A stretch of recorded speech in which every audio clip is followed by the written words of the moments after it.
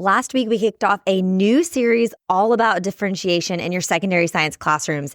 And I told you at the end of the episode that this week, we would be starting with specific tips for differentiating your instruction to serve your higher achieving students. And I confess to you all that I wanted to start here because for my own personal time in the classroom, this is often where I fell the most short, if I'm perfectly honest with you. I found I really reserved most of my energy for my on-grade level classes, or for those students that I really needed to triage, if you will, to support that were maybe not going to pass my class. And I rarely spent time, honestly, thinking about my honors sections or those students maybe in my on-grade level or my honors sections that were just bored and finishing early and twiddling their thumbs. So to do those past students justice retroactively, I want to start with how much more I could have served them. So this episode's advice, just for context, is going to be mainly for supporting those of you who, let's say, teach freshman biology 1 and you have an honors section and an on grade level or a CP section. I'm going to share how to take the baseline that you're teaching to your on grade level courses and advance it to a higher level for your honors classes first. And then at the end of the episode, I'll share a few ideas for serving those higher achieving students who are in your honors classes and in your on-grade level classes, and they're just already above their peers in those regards. And then know that next week, we'll talk specifically tips for your low achieving students.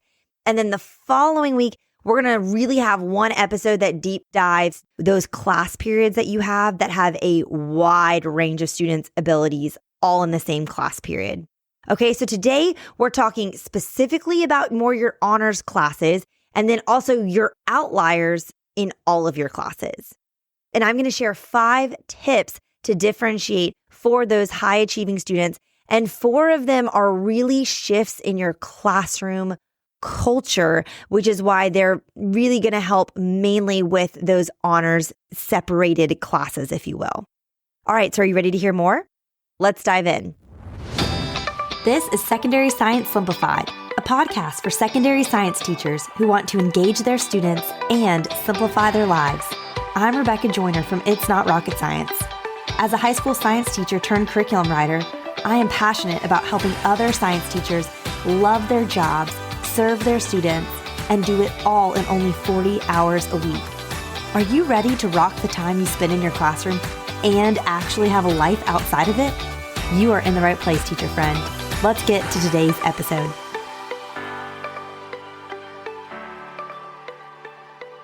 My first piece of advice, and I mentioned this last week, is I highly, highly recommend going to the person above you who teaches the even higher level of what you teach, or who teaches the next course in your course sequence, and consult them. See what they think is the most important content and what are the most important skills to focus on or dive deep into with your more higher achieving students. So for example, again, we're using like your freshman biology 1 course as our example here. Go to whoever teaches AP Bio and say, hey, what do I need to be diving more deep into with my honors bio students? What are topics that you're like, wow, I really wish the students had seen this in honors bio before they get to me. I wish I was not the first time that they were seeing this. This is why I started introducing Hardy-Weinberg equilibrium calculations and, calculating allele frequencies with my honors bio students, was because I realized if they're just seeing this for the first time in AP Bio, the overwhelm factor is so real that they just do so much better when it's the second go round that they're seeing it. If you teach a course like a physical science, go talk to that chemistry 1 teacher or the physics 1 teacher. For me personally, I really prioritized Chem 1 because the sequence that my students followed in terms of their courses were typically physical science into biology and then into chemistry. And then maybe some of them would take physics as a junior or senior. So I really cared about that Chem 1 teacher and saying, hey, like, what are the things you really think would be helpful for them to have seen before or have had some skill acquisition there? One of those being, like, if you look at the NGSS, they really don't need to be knowing how to, write and balance chemical equations and write chemical formulas and name chemical compounds in physical science as an introductory course. They don't need to do that. But those are some of the hardest skills to nail down in Chem 1. And if those students have at least had some time doing that in the past, then when you get to in Chem 1, it's so much less foreign for them. And then if they can get that down, that's one level that's then not going to impact them when you get to stoic. I found so many times that sometimes it's hard with stoichiometry because like before we can even get into the math, they're not even balancing the equation right. And so that like base level skill is impacting them learning these more intense skills, if you will. And so I really recommend seeing what they think and really going from there and saying, okay, like what can I add in? Because the hope would be that in these honors classes, you are able to move at a quicker pace. And thus you could cover more content and add in more skills than you could in an on-grade level course. So I'm talking about how do you know what to go into above and beyond the standards, especially if you're using NGSS. You and I both know that the standards aren't crazy specific. They are really general, really broad. I love the 3D nature of them, but I think the greatest fault is their lack of specificity, which we'll talk about. We have an NGSS series coming up.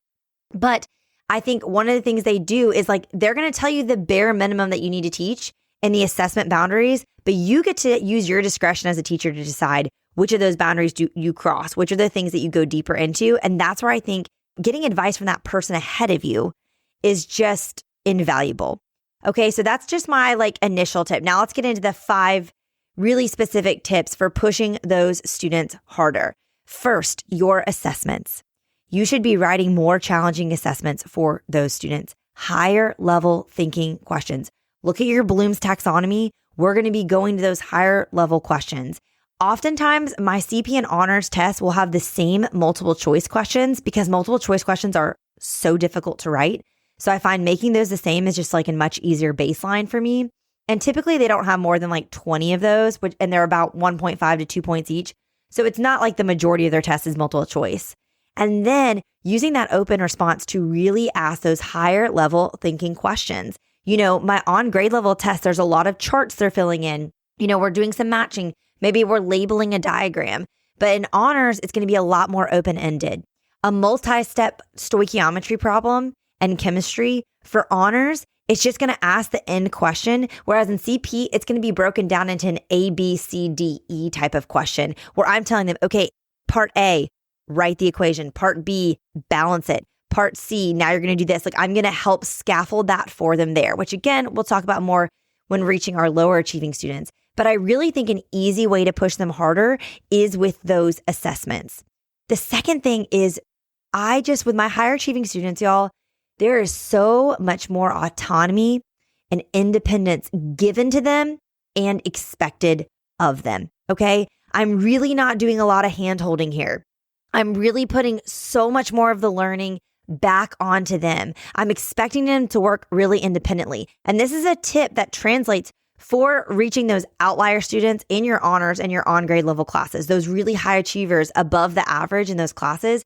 Like, it's not to say I'm ignoring them, but I am expecting them to work very, very independently and to be able to work on their own and to find solutions to their questions as opposed to just coming straight to me. That is an expectation I set. It's a cultural expectation. I said at the top, other than the assessments, which we already talked about, these 4 tips are really culture shifts. And one of them is training these higher achieving students like you are capable of doing so much more. Thus, I am expecting you to do these things on your own. And because of that, they're probably going to finish a little bit faster. And then I'm going to be utilizing those students to work alongside me to help their peers. I am a huge fan of peer support, of saying, okay, you finished early. If you don't have anything to work on for another class, or like, you know, if you really want to read a book you want to read, that's fine.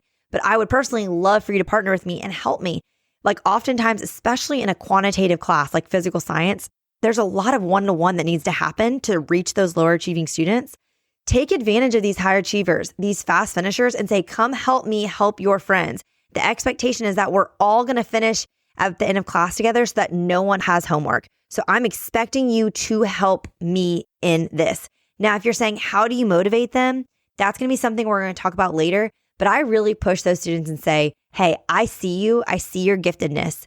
I see you are above and beyond the average student in this class. I would love to write you a recommendation for wherever you're heading after this.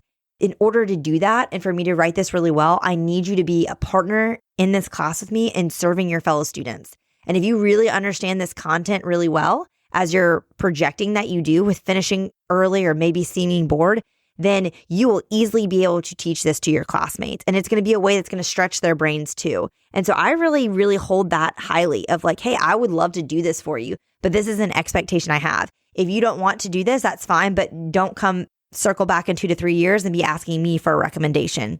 So that's one way I motivate them.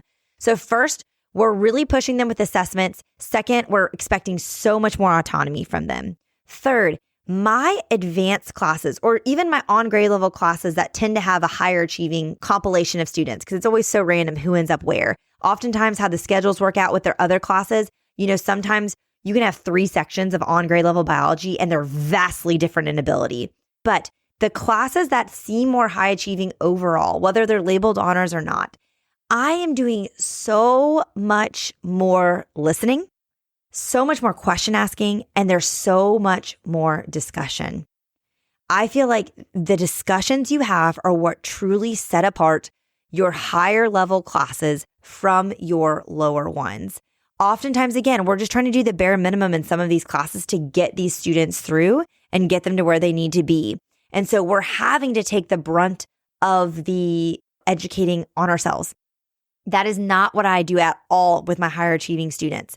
I want them to be the question askers. I want them to get better at asking questions, and they only do that with practice. So a huge part of my classroom culture is establishing we are going to be doing a ton of discussion. This is a back and forth. This is my expectation of you. I don't know if any of you out there are Fourth Wing, Iron Flame, Onyx Storms readers. If you're listening and you have no context what I'm talking about, I promise I'll keep this 60 seconds. But Onyx Storm, which is the third in this series, is coming out or just came out at the end of January. I've been rereading Fourth Wing and Iron Flame in preparation. And I thought about this episode as I was reading because in the battle briefs, what happens in the book is they give the students a scenario of a battle that's happened in the war. And then the teacher says, what questions do you have? And then they literally learn by asking questions. Instead of the teacher just explaining everything that's happened, they give a tiny bit of context and then they say, hey, what questions do you have? And the questions of the students are what guide the learning process. That is how I envision this in my own classrooms going. I'm going to give you a little bit here, and then I want you to lean into figuring out what you don't understand, what you need more explanation of. I saw this especially work so beautifully in my AP Bio course when I taught that, but this can start happening in your honors courses. It can also start too with your higher achieving on grade level courses. It doesn't have to be limited to that, but I would really lean into discussion and getting them to ask more questions. You asking them questions, of course, but also training them to ask you questions as well. My fourth recommendation is so much more student choice, y'all. Student-centered pedagogy, student-led development of resources. I have an entire series on student-centered pedagogy that starts with episode 29. So I'll link that first one in the series in the show notes so you can listen to that if you want. But I think creating space for students to explore their interests, to show what they know, their output, if you will, in a way that best suits them. That is what I am talking about here. And this is something that's great. You can literally have a project and you can give the whole class 2 options. And then you can go privately to your higher achieving students and say, hey, if you have a different option you'd like to explore, a different topic you'd like to research, a different output where you would like to express what you know here, let me know and I will accommodate that. For example, in my genetic disorder research project that I do with my biology students, I have a list of genetic disorders that I have my students pick from, especially in my on-grade level classes. We draw names, they get to pick an order from the list. I do this because these are disorders that I find it's very easy to understand the inheritance pattern of. Oftentimes these things are a lot more complicated in nature. It's not just it's a, sex-linked recessive disorder. It's not always that simple. So I try to keep it to a simpler list, disorders that have a lot of information, a lot of research out there. So it's going to be a win for them if they pick these.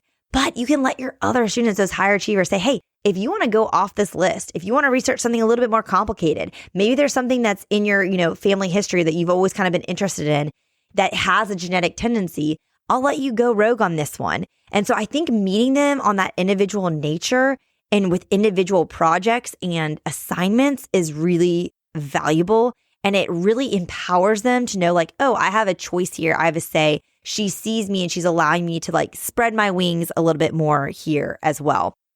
And last but not least, with my high achieving students and classes, y'all, as much as you can change your culture to be around inquiry, the better, especially when it comes to labs. My labs in my lower level classes are a lot more reminiscent of cookie cutter than they are inquiry. And I'm just going to be perfectly honest. I try to do at least 2 like full inquiry investigations a year with those lower level students, 1 per semester.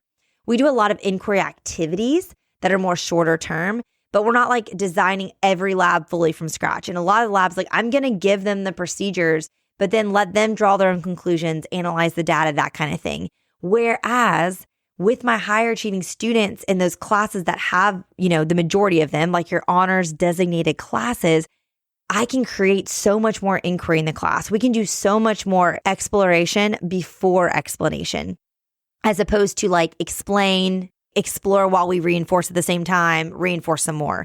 With my honors classes, I love exploring first. I love to do the lab first. Then we kind of follow up with direct instruction.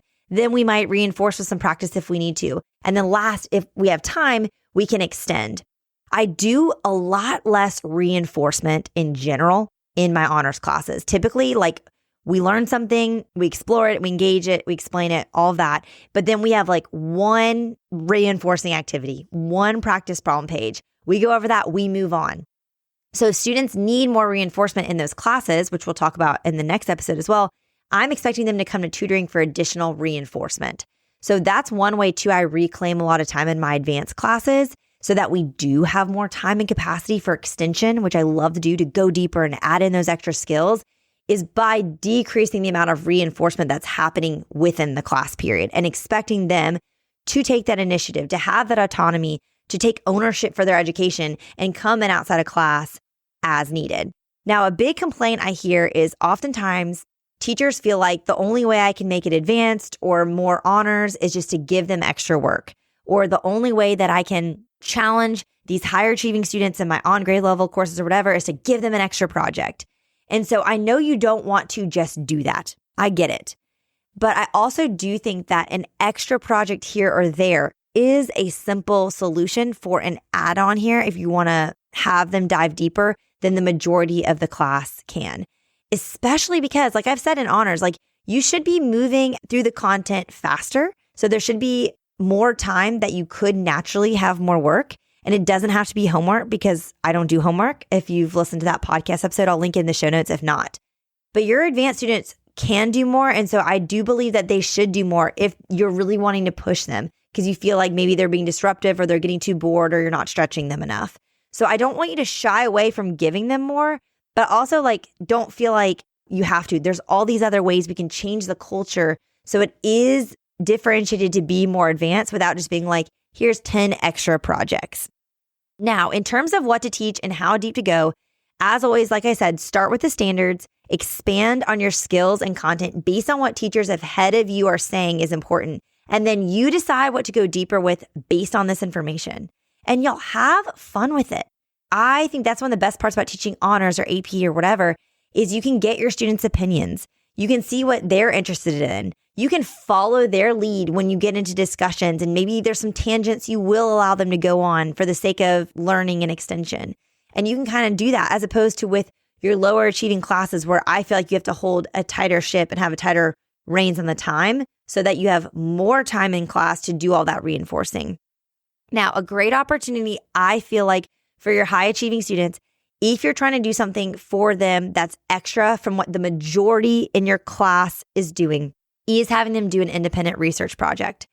I have PBL packs. They're like PBL inspired, project-based learning inspired packs that you can check out. I'll link in my show notes that I love because students can do them on their own outside of school, but it gives them space. If they finish early, they can be working on this. I think it's really helpful for giving those high achieving students like a little extra oomph, especially those students that are in your classes, but they just need some more. Okay. This is something that they can do. And it's something that if you're like, well, how do I motivate them to do it if no one else is doing it? It's something that you say, hey, again, use that recommendation as a motivation. Also say, hey, this is something you can put on your resume that you did this independent study research project. Like that's something you can put that you did this year-long research project with me. I was your research mentor. Like that is something that you can encourage them with in a way that they can diversify their resume from other peers that they have. And also, especially for like your freshman biology students, this is something you can get on your resume right now. You don't have to wait till junior year. So that's one way I think you can quote unquote, give them extra work, but it really be meaningful. It involve that student choice, involve a lot of autonomy, and they can work on it in their own time. Now, like I said, I know a lot of these tips are really requiring a culture change, which can be hard mid-year. I get that. But you can start small, y'all. Like start by looking at your next lab or your next project or your next test and making changes. Tweak those open response questions. Add a couple more choices to the output of what the project could look like. Take away some things in your next lab and see if they can kind of design components of it a little bit more themselves. Remember from last week's episode, you cannot do all of this differentiation at once. It's too much. It's a process. But hopefully this episode has given you some ideas for where you can get started. And if you want to talk more about the culture of your classroom and how you manage it, and the vibes you set, I mean, I hate that word, but that really is relevant for this, then you should check out, I have a virtual professional development course, a mini course all about culture and classroom management, and I'll link that in the show notes so you can check it out. All right, so here's today's take-home challenge for you. First, if you didn't do it last week, go talk to the person who teaches this course above you or after you, get some ideas for skills and content you can dive deeper into. And then pick one area to start making small changes in. Maybe that's auditing your next test, reviewing your next lab. Or if you have the energy, maybe look over your whole next unit and see how you can, tweak it a bit to have more autonomy, more inquiry, more discussion, more student choice. And then lastly, y'all, let me know how it goes. I cannot tell you, my favorite DMs, my favorite emails to get are from y'all that are like, hey, I listened to this episode or I heard this and I want to talk to you about this. Like, I love hearing from y'all. So I mentioned a lot of links. I'll put those in the show notes at itsnotrocketscienceclassroom.com/episode 169. And be sure to tune in next week. We're going to really lean into serving your lower achieving students. And then we'll follow that week talking about mixed level classes. And then we'll end this series with content specific suggestions. So much more to come. Stay tuned. And if you haven't left a review yet, I would love it if you would leave a review and a 5-star rating for the podcast. If you're excited to make some of these shifts in your classroom culture to better serve your high achieving students, leave a 5-star review for the podcast. All right, teacher friends, that wraps up today's episode. If you're looking for an easy way to start simplifying your life as a secondary science teacher, head to itsnotrocketscienceclassroom.com/challenge to grab your classroom reset challenge. And guess what? It's totally free. Thanks so much for tuning in, and I'll see you here next week. Until then, I'll be rooting for you, teacher friend.